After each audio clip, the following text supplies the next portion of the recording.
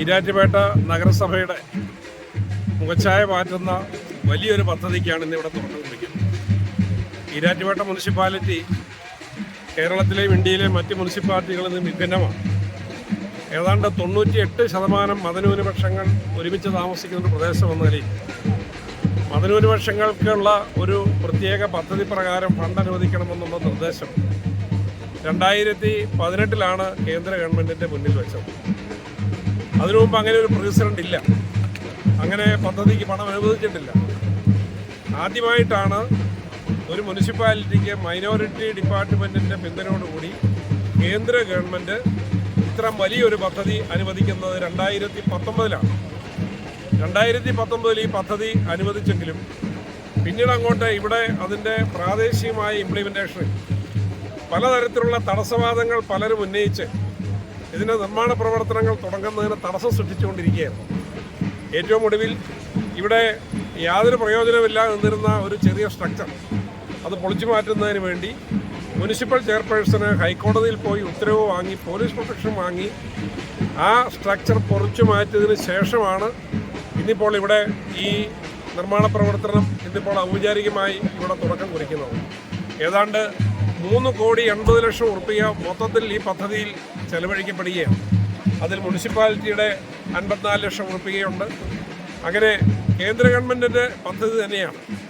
അപ്പോൾ ഇന്ത്യയിൽ ആദ്യമായി ഒരു മുനിസിപ്പാലിറ്റിക്ക് വേണ്ടി ഇത്തരത്തിലുള്ളൊരു പദ്ധതി നേടിയെടുക്കാൻ ജനപ്രതിനിധി എന്ന നിലയിൽ കഴിഞ്ഞു എന്നുള്ളതിനുള്ള അഭിമാനവും സന്തോഷവും ഞാനിവിടെ പങ്കുവെക്കുകയാണ്. ഇനി ഇതിൻ്റെ സെക്കൻഡ് ഫേസ് അതിവിടുത്തെ സ്ത്രീകൾക്കുള്ള സ്കിൽ ഡെവലപ്മെൻറ്റാണ്. പലപ്പോഴും നമ്മുടെ നാട്ടിൽ അൺഎംപ്ലോയ്മെൻറ്റിനെ കുറിച്ച് നമ്മൾ പറയുന്നുണ്ട്. യഥാർത്ഥത്തിൽ സ്കിൽഡായിട്ടുള്ള ആളുകൾക്കുള്ള അക്യൂട്ടായിട്ടുള്ള ഷോർട്ടേജ് നമ്മുടെ നാട്ടിലുണ്ട് എന്നൊരു യാഥാർത്ഥ്യം നമ്മൾ അറിയുന്നില്ല. അതുകൊണ്ട് ഈരാറ്റുപേട്ട പോലുള്ളൊരു പ്രദേശത്ത് ഈരാറ്റുപേട്ടയിൽ തന്നെ സ്ത്രീകൾക്കുള്ള സ്കിൽ ഡെവലപ്മെൻറ്റ് പ്രോഗ്രാം കൂടി പ്ലാൻ ചെയ്യുമ്പോൾ അനേകം സ്ത്രീകൾക്ക് സ്വന്തമായി ഒരു വരുമാന മാർഗം കണ്ടെത്താനും സ്വന്തമായി ഒരു തൊഴിലിൽ ഏർപ്പെടാനും അവർക്ക് സ്വന്തം കാലിൽ നിന്നുകൊണ്ട് കുടുംബ ഭദ്രത, ജീവിത ഭദ്രത ഉറപ്പുവരുത്താനും കഴിയുമെന്നുള്ളതാണ് ഇതിൻ്റെ ഏറ്റവും വലിയ പ്രത്യേകത. അപ്പോൾ ഇത് 2-3 തരത്തിലാണ്. ഒന്ന്, കാർഷികോൽപ്പന്നങ്ങൾക്കുള്ള ഒരു വിപണന കേന്ദ്രമായി ഇത് മാറും. വാല്യൂ അഡീഷൻ പ്രൊജക്റ്റുകൾക്കുള്ള ഒരു വിപണന കേന്ദ്രമായി മാറും. അതോടൊപ്പം തന്നെ സ്ത്രീകൾക്കുള്ള സ്കിൽ ഡെവലപ്മെൻറ്റ്. ഇത്രയേറെ 3 തലങ്ങളിൽ ജനങ്ങൾക്ക് പ്രയോജനപ്പെടുന്ന ഒരു പദ്ധതിയായി ഇത് മാറുകയാണ്. അതുകൊണ്ട് ഇത് കേവലം ഒരു കെട്ടിടമല്ല, കേവലം ഒരു പദ്ധതി മാത്രമല്ല, അതിലൂടെ നാടിൻ്റെ സർവ്വതോന്മുഖമായ വികസനം. അതിൻ്റെ ഏറ്റവും പ്രാധാന്യമുള്ളത് ഈരാറ്റുപേട്ട പോലുള്ള പ്രദേശങ്ങളിൽ ഈരാറ്റുപേട്ടയിൽ ഒതുങ്ങി ജീവിക്കാൻ ആഗ്രഹിക്കുന്ന സ്ത്രീകൾക്ക് ഇവിടെ തന്നെ അവർക്ക് ആവശ്യമായിട്ടുള്ള ഒരു വരുമാനം കണ്ടെത്താനുള്ള സ്കിൽ ഡെവലപ്മെൻറ്റ് പ്രോഗ്രാം, ആ പ്രോഗ്രാം കൂടി ഇതിൽ വിഭാവനം ചെയ്യുന്നു എന്നുള്ളതാണ്. എന്തായാലും പൂർണ്ണമായ ഒരു കേന്ദ്ര പദ്ധതിയാണ് ഇത്. കേന്ദ്രത്തിൽ നിന്ന് ഇത്രയും ഒരു ഫണ്ട് നേടിയെടുക്കാനും ഇതിന്ന് യാഥാർത്ഥ്യമാക്കാനും കഴിഞ്ഞാലുള്ള സന്തോഷം ഞാനിവിടെ പങ്കുവെക്കുകയാണ്.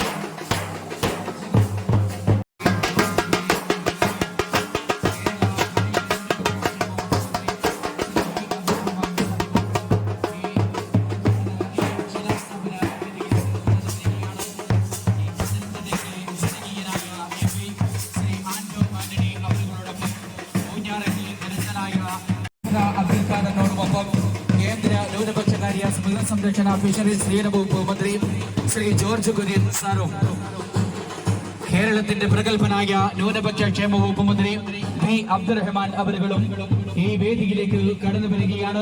മുഴുവൻ ആളുകളെയും മേഖലകൾ അഭിവൃദ്ധിക്കായുള്ള അഗ്രികൾച്ചർ ഹുണാർ ആപ്പിന്റെയും വനിതകളുടെ നൈപുണ്യവും തൊഴിലവസരം വർദ്ധിപ്പിക്കാനുള്ള വിമൻ സ്കിൽ ഡെവലപ്മെന്റ് സെന്റർ എന്നിവയുടെയും നിർമ്മാണ ഉദ്ഘാടനം കേന്ദ്ര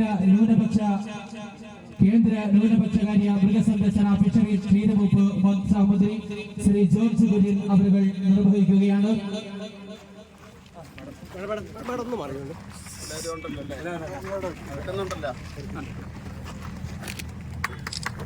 കാർഷിക ഉൽപ്പന്ന വിപണന മാർക്കറ്റ് ഹുണാർ ആപ്പിന്റെ ഔപചാരികമായ ശിലാസ്ഥാപന കർമ്മം ജോർജ് കുര്യൻ അവരുകൾ നിർവഹിക്കുന്നു.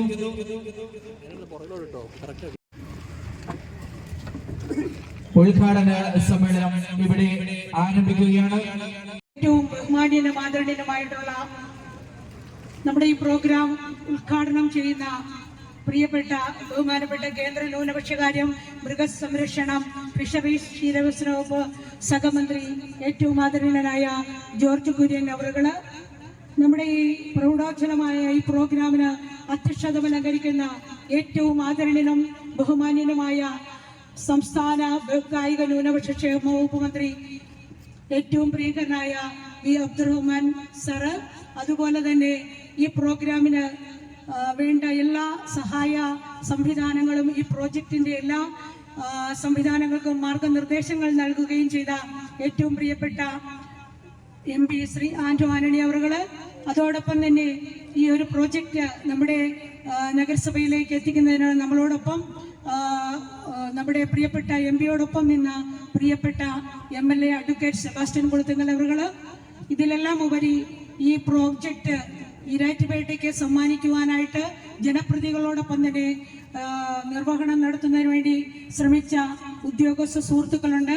പ്രിയപ്പെട്ട നമ്മുടെ ജില്ലാ കളക്ടർ ജോൺ ബി സാമുൽ അവറുകള്, എത്തുമെന്ന് അറിയിച്ചിട്ടുള്ള KV ബിന്ദു അവറുകള്, നഗരസഭയുടെ ആദരണീയനായ chairman advocate Muhammad Iliyas vice chairman, അതുപോലെ തന്നെ ജില്ലാ പ്ലാനിംഗ് ഓഫീസർ പ്രിയപ്പെട്ട അനിൽകുമാർ സാറ്, അതുപോലെ എൻ്റെ സഹ കൗൺസിലേഴ്സ് ആയിട്ടുള്ള ഫസൽ റഷീദ്, സജീർ ഇസ്മായിൽ, നാസർ പറമ്പിൽ, അനസ് പാറയിൽ, SK നോഫൽ, അബ്ദുൽ ലത്തീഫ്, ഷൈമ ലീന, VP നാസർ, പ്രിയപ്പെട്ട മുസ്ലിം ലീഗ് പാർട്ടിയുടെ പ്രതിനിധി, അതുപോലെ തന്നെ പ്രിയപ്പെട്ട അനസ് കൊച്ചേപ്പറമ്പില്, PB ഫൈസല്, K നൌഷാദ്, പ്രിയപ്പെട്ട Haseeba regime Muthukad, Rafeeq പട്ടരുപറമ്പിൽ, James PH Naushad, Razi Cheriyavallam, Akbar Naushad, Zubair ഉൾപ്പെടെ, രാജേഷ് പാറയ്ക്കൽ ഉൾപ്പെടെ പ്രിയപ്പെട്ട ഈ യോഗത്തിന് കൃതജ്ഞത പറയുന്ന അമാനത്ത് ഉൾപ്പെടെയുള്ള പ്രിയപ്പെട്ട വേദിയിലെയും സദസ്സിലെയും വിശിഷ്ട വ്യക്തിത്വങ്ങളെ, പ്രിയപ്പെട്ട സഹോദരങ്ങളെ, വളരെ ആത്മനിർവൃതിയോടാണ് നഗരസഭാ ചെയർപേഴ്സൺ നിലയിൽ ഈ ഒരു പ്രോജക്റ്റിന്റെ ഭാഗമാകുവാനായിട്ട് സാധിച്ചതിലും ഇന്ന് ഈ പ്രോജക്റ്റ് ഇവിടെ നിർവഹണം നടത്തുന്നതിൻ്റെ അല്ലെങ്കിൽ ശിലാസ്ഥാപനത്തിന്റെ ഉദ്ഘാടന വേദിയിലേക്ക് എത്തുമ്പോഴുമുള്ള ഒരു സന്തോഷം എന്ന് പറയുന്നത്. കാരണം നമുക്ക് 2019 ന്യൂനപക്ഷ ക്ഷേമത്തിനായിട്ട് കേന്ദ്ര ഗവൺമെന്റിന്റെയും സംസ്ഥാന ഗവൺമെന്റിന്റെയും കൂട്ടായ സംയോജിത പ്രോജക്റ്റായിട്ട് 2019 ഈ ഒരു പദ്ധതി നഗരസഭയിലേക്ക് ആവിഷ്കരിച്ചപ്പോൾ പിന്നീട് വന്ന എന്തൊക്കെയോ കാലതടസ്സം കൊണ്ട് ആ പ്രോജക്റ്റ് നിശ്ചലമായി കിടക്കുകയും 2020 ഈ ഭരണസമിതി അധികാരത്തിലെത്തുകയും 2021 ഈ പ്രോജക്റ്റുമായിട്ട് നഗരസഭാ സംവിധാനത്തിലൂടെ മുന്നോട്ട് പോകുകയും ചെയ്തു. എല്ലാ രാഷ്ട്രീയ പാർട്ടിയുടെയും പ്രമുഖരുണ്ടായിരുന്നു, എല്ലാ സന്നദ്ധ സംഘടനകളുടെയും എല്ലാവരുടെയും ഒരു കൂട്ടായ പരിശ്രമത്തിന്റെ ഫലമായിട്ടാണ് നമുക്ക് ഈ ഒരു പ്രോജക്റ്റ് ഇവിടെ ഇംപ്ലിമെന്റ് ചെയ്യാൻ സാധിച്ചത്. നമുക്കറിയാം, പലപ്പോഴും ഈ ഒരു പ്രോഗ്രാം അല്ലെങ്കിൽ ഈ ഒരു പ്രോജക്റ്റ് കേട്ടപ്പോൾ, അഗ്രികൾച്ചറൽ ഹുണാർ ഹബ് എന്ന് കേട്ടപ്പോൾ പലർക്കും അതെന്താണെന്ന് അല്ലെങ്കിൽ അറിയാൻ പറ്റാത്ത ഒരു സാഹചര്യത്തിൽ കൃത്യമായിട്ടുള്ള ഒരു അവയർനെസ് ഞങ്ങൾ വാർഡ് സഭകളിലൂടെയൊക്കെ നടത്തി. അതിൻ്റെയൊക്കെ പശ്ചാത്തലത്തിൽ പ്രത്യേകിച്ച് മറ്റ് സംസ്ഥാനങ്ങളിലൊക്കെ കാർഷിക ഉൽപ്പന്നങ്ങൾ വിപണനം നടത്തുകയും അത് ക്രയവിക്രയം ചെയ്യുന്നതിനുള്ളതാണ് അഗ്രികൾച്ചർ അല്ലെങ്കിൽ കാർഷിക ഉൽപ്പന്ന വിപണന കേന്ദ്രം എന്ന് പറയുന്നത്. അപ്പോൾ അതിൻ്റെ ഒരു പ്രസക്തി എന്താണ് ഈരാറ്റുപേട്ടയ്ക്കെന്ന് പലരുടെയും ചോദ്യമുയർന്നു. ആ ചോദ്യത്തിന് നമുക്ക് കൃത്യമായിട്ടുള്ള മറുപടി ഉണ്ട്. ഈ നാട്ടിലെ മുഴുവൻ ജനങ്ങൾക്ക് വേണ്ടിയും കൃത്യമായി സ്വാഗതം ചെയ്യുന്നു.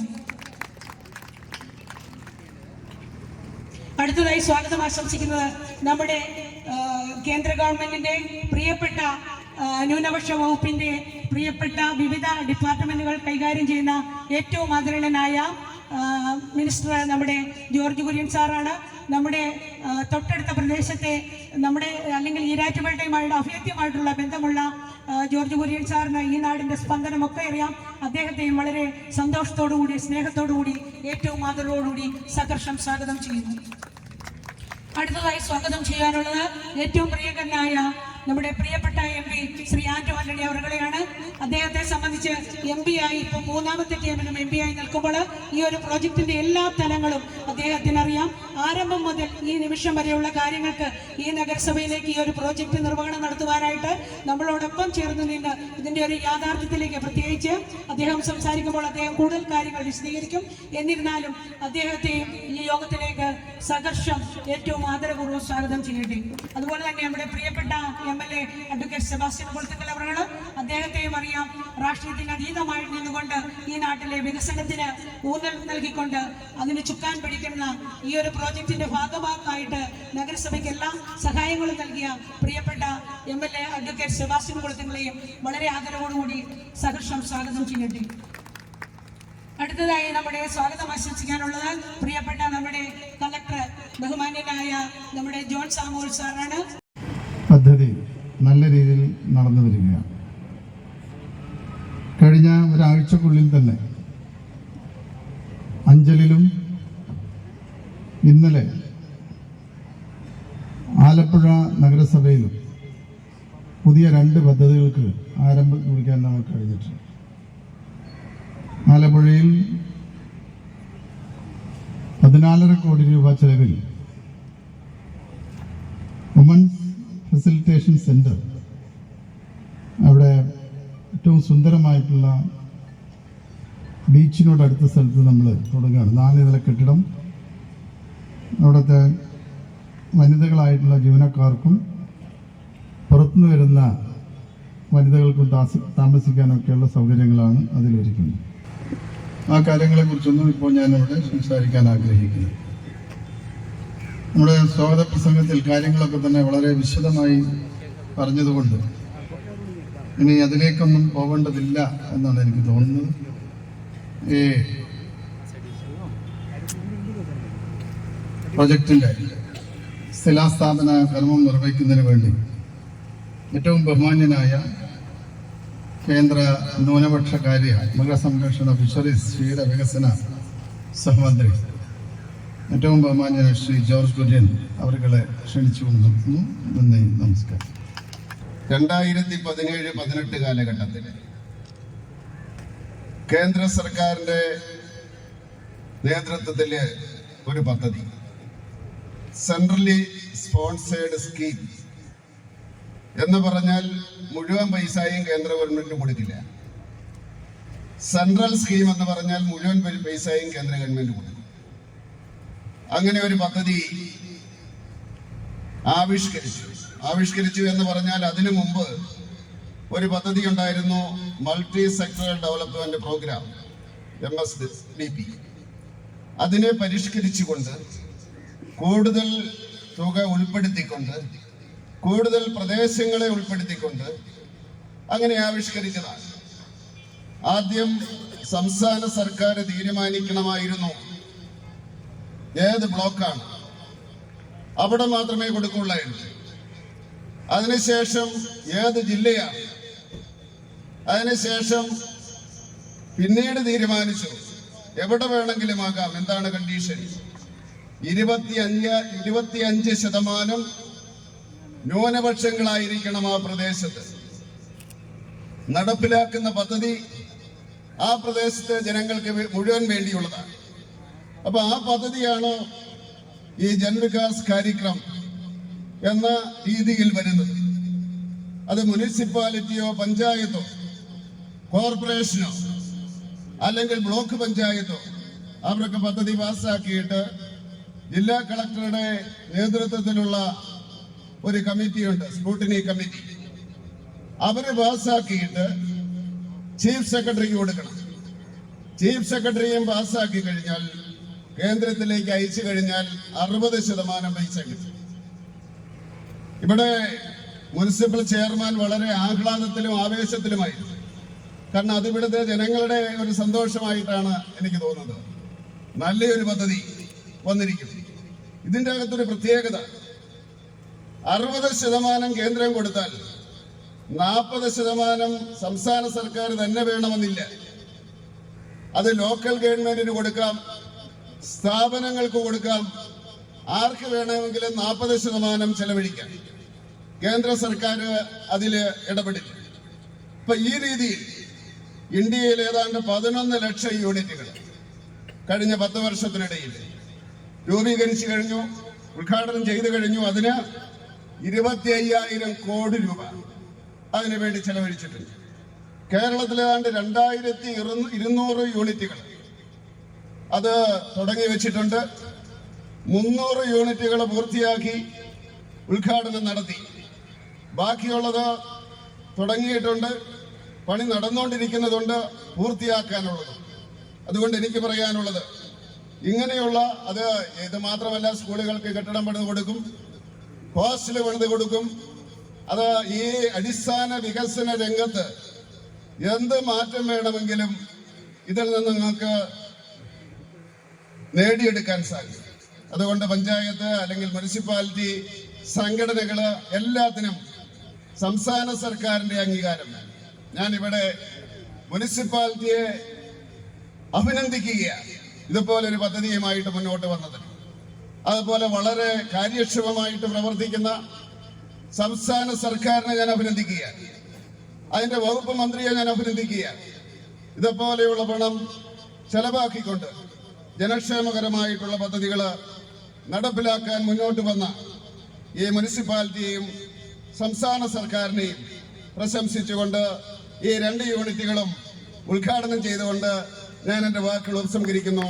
നന്ദി, നമസ്കാരം. വളരെയേറെ അഭിമാനത്തോടും അതിലേറെ സന്തോഷത്തോടും കൂടിയാണ് ഞാനിവിടെ നിൽക്കുന്നത്. കാരണം 2018 ഈ പദ്ധതിക്ക് വേണ്ടി ആദ്യമായി കേന്ദ്ര ഗവൺമെന്റിൽ അപേക്ഷ നൽകുമ്പോൾ അത്തരമൊരു പദ്ധതി കേരളത്തിലെ ഒരു നഗരസഭയിലും ഒരു പ്രാദേശിക ഭരണകൂടത്തിലും നടപ്പായിട്ടുണ്ടായിരുന്നില്ല. അന്ന് അത്തരത്തിലുള്ളൊരു പദ്ധതി മുന്നോട്ട് കൊണ്ടുപോകുമ്പോൾ അതിന് അനുമതി ലഭ്യമായി എന്നുള്ളത് വലിയൊരു സന്തോഷമായിരുന്നു. അനുമതി ലഭ്യമായി, അതിനുള്ള ഫണ്ട് അനുവദിച്ച് കിട്ടിയിട്ടും ഇവിടെ ആ പദ്ധതി ഓരോരോ തടസ്സവാദങ്ങളിൽ, പ്രാദേശികമായ ഓരോ പ്രശ്നങ്ങളിൽ ആ പദ്ധതിയെ കുരുക്കിട്ട് 5 വർഷക്കാലം നമുക്ക് വെറുതെ കളഞ്ഞു. ഇന്നിപ്പോൾ ഔപചാരികമായി നമ്മുടെ മുറിയിൽ ബഹുമാന്യനായ മന്ത്രി അതിന്റെ നിർമ്മാണ ഉദ്ഘാടനം നിർവഹിച്ചിരിക്കുകയാണ്. ഈ പദ്ധതിയുടെ പ്രത്യേകത എന്താണെന്ന് വെച്ചാൽ ഇത് കേവലം ഒരു കെട്ടിടം മാത്രമല്ല, ഇതിവിടുത്തെ കാർഷിക വിപണന കേന്ദ്രം മാത്രമല്ല.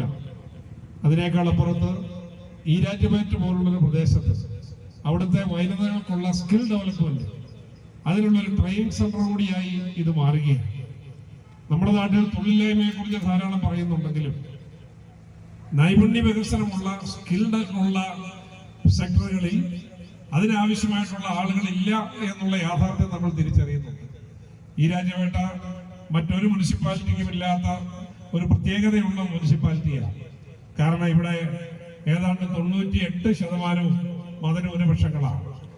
ഏതാണ്ട് 96% മുസ്ലിം മതന്യൂനപക്ഷവും 2% ക്രൈസ്തവ ന്യൂനപക്ഷവും 2% വരുന്ന ഹൈന്ദവ ന്യൂനപക്ഷവും ഉൾപ്പെടുന്ന ഒരു ഭാഗമാണ് ഇവിടെ ഉള്ളത്. അപ്പോൾ മതന്യൂനപക്ഷങ്ങൾക്ക് വേണ്ടിയുള്ളൊരു പദ്ധതി ഏറ്റവും ഫലപ്രദമായി പ്രാവർത്തികമായി കൊണ്ടുവരാൻ കഴിയുന്ന ഒരു പ്രദേശം കൂടിയാണ്.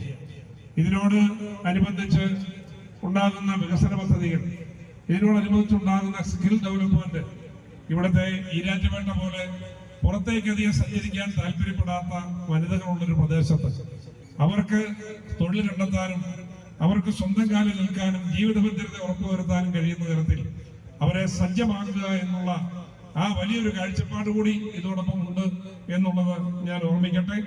ഇന്നിവിടെ ഈ ഉദ്ഘാടനത്തിന് കടന്നു വന്ന ആദരണീയനായ കേന്ദ്രമന്ത്രി ജോർജ് കുര്യനോടുള്ള പ്രത്യേക നന്ദി അറിയിക്കട്ടെ.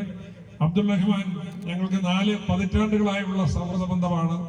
അദ്ദേഹം ഇന്നിവിടെ കായിക മന്ത്രി എന്ന നിലയിൽ, ന്യൂനപക്ഷ ക്ഷേമ മന്ത്രി എന്ന നിലയിൽ ഇവിടെ കടന്നു വന്നു. അദ്ദേഹത്തെ സ്വാഗതം ചെയ്യാൻ കഴിഞ്ഞതിനുള്ള പ്രത്യേകമായ സന്തോഷം കൂടി പങ്കുവെക്കട്ടെ.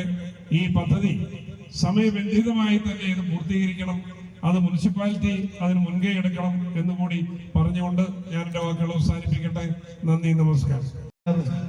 ഹുണാർ ഹബും ഒരു വുമൺ സ്കിൽ ഡെവലപ്മെന്റ് സെന്ററും നമ്മളുടെ വനിതകളുടെ തൊഴിൽ പരിശീലനത്തിനും സംരംഭകത്വ പ്രസ്ഥാനങ്ങൾക്കുമൊക്കെ വേദിയൊരുക്കുന്നതിന് സ്ത്രീ ശാക്തീകരണവുമായി ബന്ധപ്പെട്ട് അത്തരം ഒരു പ്രവർത്തനവും അതോടൊപ്പം കാർഷിക മേഖലയുമായി ബന്ധപ്പെട്ട് മൂല്യവർദ്ധിത ഉൽപ്പന്നങ്ങൾ നിർമ്മിക്കുന്നതിനും വിപണനം നടത്തുന്നതിനും അതിന്റെ പരിശീലന പരിപാടികൾ അടക്കം നടത്തുന്നതിനുമുള്ള ഒരു സംരംഭവുമാണ് ഇത് തുടക്കം കുറിച്ചിരിക്കുന്നത്.